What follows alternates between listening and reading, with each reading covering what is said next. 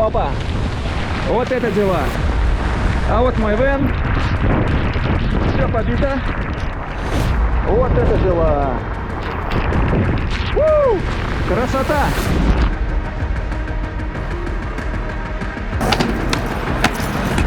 Вот такой вот кемпсайт. Добро пожаловать к нам на Колыму.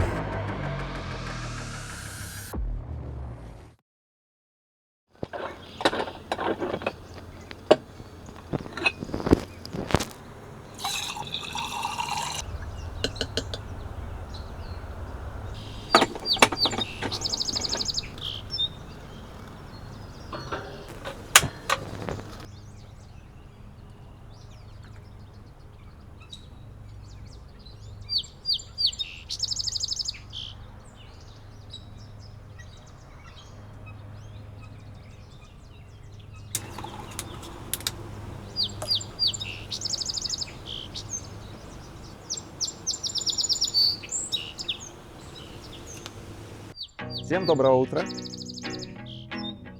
Меня зовут Вано, я из Беларуси, но уже 13 лет я живу в Америке. И месяц назад я ушел с очень высокооплачиваемой работы, продал все свои машины и активы и купил себе вот этот вен. И сейчас я путешествую по штатам, занимаюсь фото-видеосъемкой и хочу вам рассказать немножко о своей жизни, как это происходит, почему я это сделал, стоило ли оно того. И по традиции начнем с обзора моего жилища. Итак, что это за аппарат?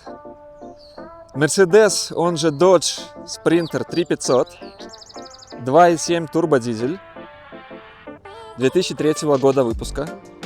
Вы скажете, ну какой-то он достаточно старый, но при этом у него пробегов было всего 60 тысяч километров, когда я его брал. Поэтому по движку он практически новый. Движок этот неубиваемый, легко 300 тысяч обходит. Движок очень экономичный, потребляет по американскому исчислению 20 miles per gallon, то есть 20 миль 1 галлон. Можно, и кто хочет перевести, получится литры на километры. Заднеприводный, оснащен вот такими вот очень агрессивными шинами, чтобы проходить везде, где только можно. Хороший достаточно клиренс, тонировочка везде, чтобы работать в стелс-режиме, парковаться и незаметно в нем жить. Значит, он у меня обклеен всякими разными угрожающими не очень наклейками, что ведется видеонаблюдение, что GPS-трекинг и так далее. Плюс вот я прицепил такое описание того, чем я занимаюсь, чтобы люди, где я останавливаюсь, не думали, а что-то такое за подозрительный вен. Значит, сзади тоже колесо запаска. Вот так он выглядит снаружи. Что у него по характеристикам? Сверху стоят, во-первых, 4 камеры. Впереди, сверху, сзади и по бокам 360 градусов я могу постоянно наблюдать. Наверху у него 800 ватт солнечных панелей, 2 Maxxair фэна и одно крепление для Starlink, о котором я попозже расскажу. Также наверху вот есть козырек такой, который выдвигается от дождя, от солнца, но я им как-то редко пользуюсь. Здесь у нас снаружи находится выход колонки газовой для нагрева воды, для душа, для кранов, посуды. Розеточки для 110 вольт питания, выходы и входы для кондиционера и газовый баллон, который питает очень много всего в этом вене, о котором я расскажу чуть-чуть попозже. Ну как, до сих пор нравится? Тогда погнали внутрь, посмотрим, что внутри. Поехали! Встречает нас сразу все мои шуфляточки, шкафчики для мелкой техники, проводочков и так далее. Это мусорный бак, который легко отсюда доставать снаружи. И вот такая вот откидывающаяся полка, куда мусор можно складывать. И также она служит у меня панелью для готовки чего-то. Вот такая вот наклеена очень удобная досточка эластичная, которую можно снять и помыть. И раскладывается. Дальше. Полноценная кухня. с двумя комфорками для газа, с нормальным обычной водой и питьевой водой, краном. Тут у меня на магнитиках все ножики, ножнички и так далее. Еще одна полочка сверху для специй, чая там и так далее. Снизу под ней находится вытяжка, которая включается тут отдельно и может устранять все запахи наружу. Мои приборы для зубов. Дальше. На кухне также установлен снизу вот такой вот кнопочкой, если слышите, измельчитель для всяких отходов.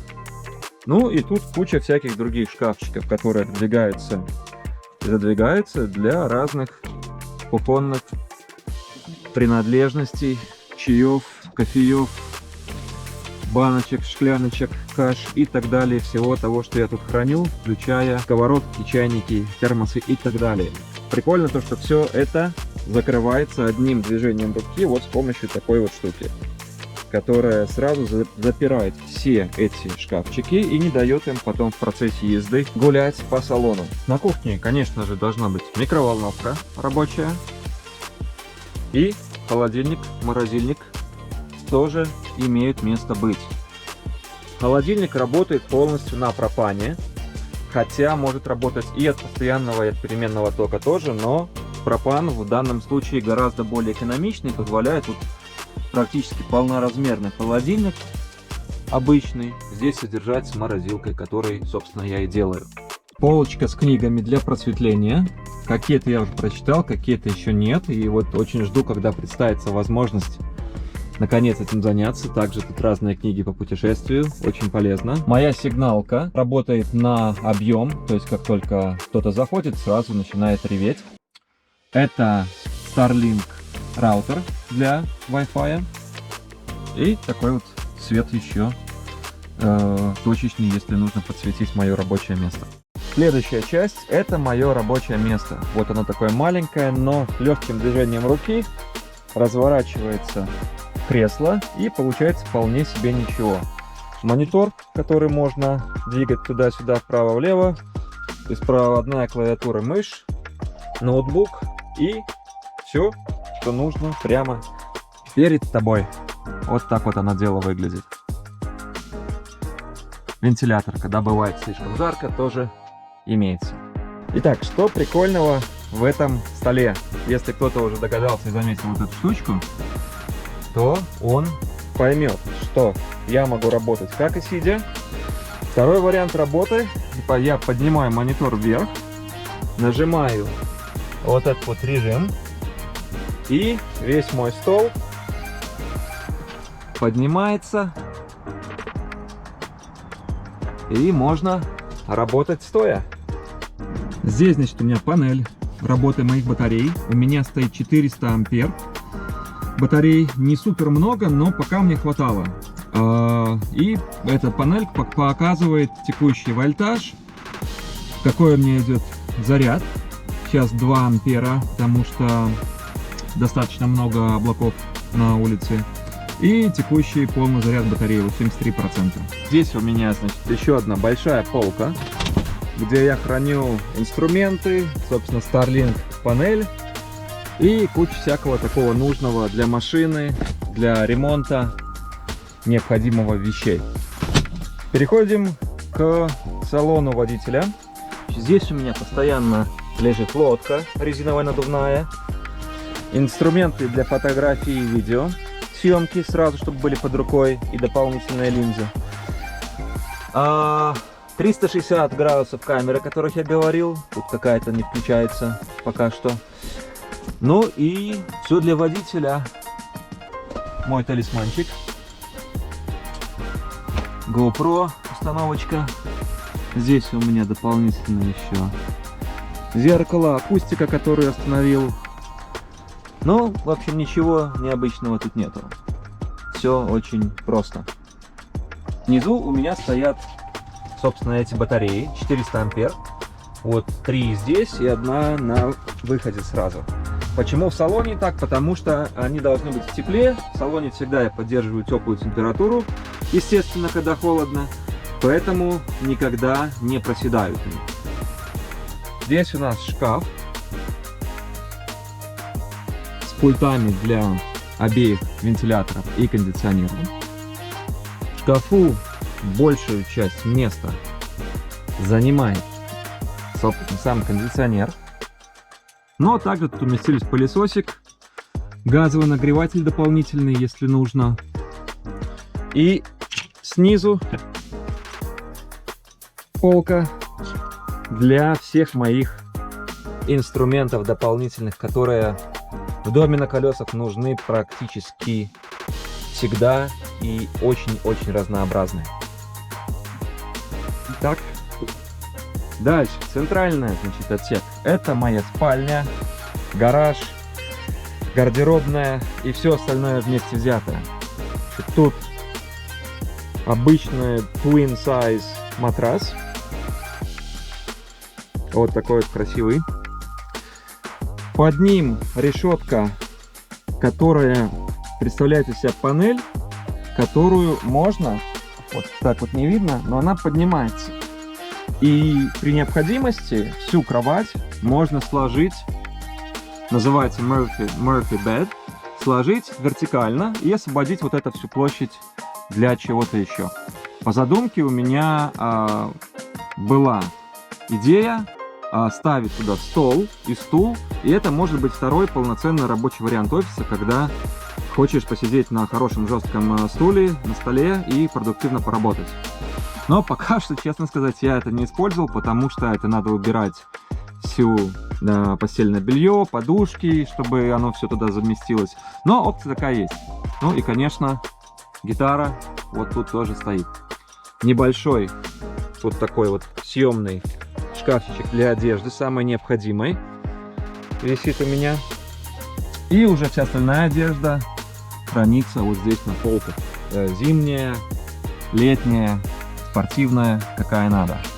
С правой стороны тоже большая полка, но здесь такое более рюкзаки, всякие необходимые вещи, спальники. Парашют мой тут хранится. Да, я не говорил вам, что я занимаюсь скайдайвингом уже более 8 лет, и одна из моих идей в этом путешествии — это побывать как можно больше в дроп-зонах по всем штатам и попрыгать там, познакомиться с разными парашютистами тоже. Вот мой парашют тут вот так вот он лежит вместе со шлемом, и надо признаться, я уже пару раз здесь прыгал во время путешествия. Было очень прикольно. Но основное мое увлечение, как вы уже поняли, слон в комнате, это мой горный велосипед, на котором я очень люблю кататься по разным новым трассам, которые здесь в избытке. И я не хотел его ставить снаружи, потому что, ну, во-первых, погода, он будет ржаветь, приходить в негодность, мне этого не нравится. Во-вторых, дорога, грязь, пыль, это все, опять же, будет на него накладываться. А тут он, когда я его ставлю, я его перед этим мою, чищу, он вполне себе прекрасно себя чувствует, всегда готов к работе. И за велосипедом у меня еще тут притаился электроскутер, которым я очень часто тоже пользуюсь, когда мне нужно по городу, в который я приехал, быстро проехаться, чтобы либо определить какие-то интересные места для уже детальной съемки, либо успеть поснимать в режимное время, то есть на рассвете, на закате, когда какой-то интересный свет, чтобы быстро все эти места обойти. Вот я беру электроскутер, и это все удается сделать очень просто и легко. Здесь везде подъемные жалюзи, но под ними у меня стоит тоже защита, чтобы никакой свет не проникал и тем самым не проникал изнутри наружу. То есть тем самым, чтобы не выдать то, что здесь в Эне кто-то живет и находится, потому что по американским законам в большинстве штатов, если это не федеральная земля, ночевать в машине, а также в вэне запрещено, если это не какой-то кемпинг или какое-то отведенное место для ночевки, как правило, платно. Поэтому задраиваю все эти вещи. И здесь я действительно нахожусь все равно только когда уже сплю или собираюсь спать, так что мне здесь окна не нужны. И вот все 4 окна, при желании их можно открыть, и заднее тоже, и будет светло, но они у меня сделаны так, чтобы не пропускать свет. И вот такой вот коврик для ванны тоже имеет место быть. Ах, да, тут у меня еще, значит, полочка для обуви, вот такая вот складная, на пружинке, чтобы она не вываливалась. И отсюда идет вот такой вот гофра с воздухом теплым. Здесь у меня печка отдельно стоит, газовая, которая позволяет на термостате, вот она, вот здесь вот, регулировать температуру, выставил, и она ночью будет ее поддерживать. Значит, работает она в двух вариантах. Почему гофра? Во-первых, если я днем сижу, то дует на салон. Если я сплю, то мне незачем отапливать весь салон. Я могу эту штуку просто вытащить, направить вот в эту комнату, а дальше, внимание, закрываются вот эти вот двери, если покажу, вот таким образом, что спальня остается полностью закрыта, и вторая дверь тоже закрывается. Вот они обе закрываются, с той стороны у меня на щеколдах, и я могу тихо, спокойно спать, меня никто не трогает, и отапливать только ту часть, где я сплю. Очень удобно. Переходим к последней моей комнате, ванной, туалету. Вот так вот она выглядит. То есть здесь можно полноценно принимать душ.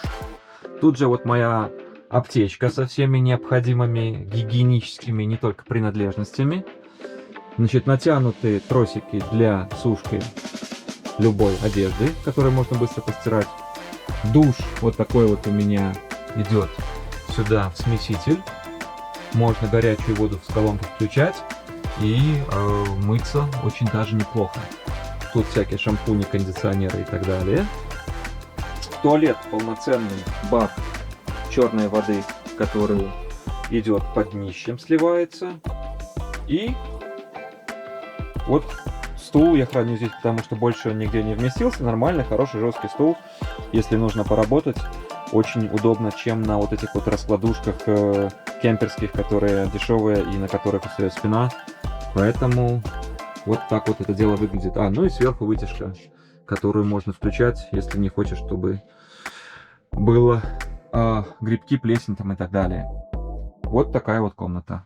Кстати, чтобы принимать душ и не заливать весь вен, вот такая вот удобная шторка открывается, закрывается, и, как мы можем видеть, можно уединиться там вполне безопасно для всего остального помещения. Как она, пока нормально идет? Тогда осталось показать вам последнюю часть сзади. Как у меня это выглядит и что я же там храню. Показываю. Здесь у меня куча всего бытового, естественно. Насос, шланг, дополнительная соляра. И еще один запасной бак с газом, помимо того, что стоит под днищем. И открывается вторая створка. Здесь у меня, значит, вода. Воды у меня 3 бака. Они находятся в каждой из этих вот 3 секций. Правда, вторые 2 не видно. Но каждый бак, вот тут даже написано 40 галлонов и 20 галлонов. В сумме это 100 галлонов, что около 300 литров. Вполне позволяет 2-3 недели спокойно ни о чем не заморачиваться. Второй бак находится вот здесь вот. Тоже видно уже полбака у меня. И это как сообщающиеся сосуды, идут трубы от всех 3 баков друг с другом. Здесь у меня панели для выравнивания. На батарейках тут у меня компрессор для мытья. Пистолет. Если я хочу помыть велосипед или машину или что-то еще, то есть вполне легко им просто пользоваться. Нужно только ведро с водой. Вот у меня вот такой вот бачок, его заполняешь и вот с этими насадочками моешь все, что хочешь. Вода. Как она работает? Значит, здесь шланг идет вот туда. И шланг идет, первая его прибор, который встречает, это ультрафиолетовая обработка. То есть она дезинфицирует воду от всех бактерий ненужных. После этого внутри под вот этим делом стоит большой фильтр грубой очистки. И этого достаточно для того, чтобы мыть посуду и принимать душ. Для питьевой воды рядом с раковиной, под раковиной, стоят еще два фильтра более четкой очистки. Один там угольный, второй на мелкодисперсный. И реально позволяют воду уже без каких-то рисков пить, даже не кипяча. Вентилятор вот еще один. Вот такие дела. Кстати, об этих креплениях и для чего они нужны, я расскажу вам в следующий раз. Но они действительно очень прикольные.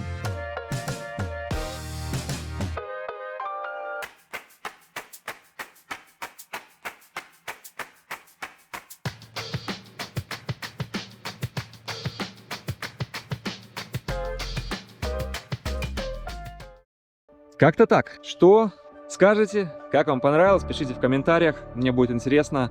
Может быть, у кого-то есть идеи, как этот вэн сделать еще лучше и что-то посоветовать. Буду рад услышать ваше мнение. Впереди много выпусков. Я уже отснял очень большое количество интересного материала на все разные тематики. И по путешествиям, и по происшествиям, и по всему, что только может со мной произойти. Поэтому оставайтесь, подписывайтесь. Будем путешествовать вместе. И я надеюсь, вместе с вами поймем, что это не так уже страшно, это возможно. И это реально прикольно и классно. Всем счастливо оставаться. Пока-пока. Паровоз. Побалуем себя сегодня яйцами. Деликатес. Вот это красавица. Ребята, а вот и рыбы. Смотрим. Вот это дела.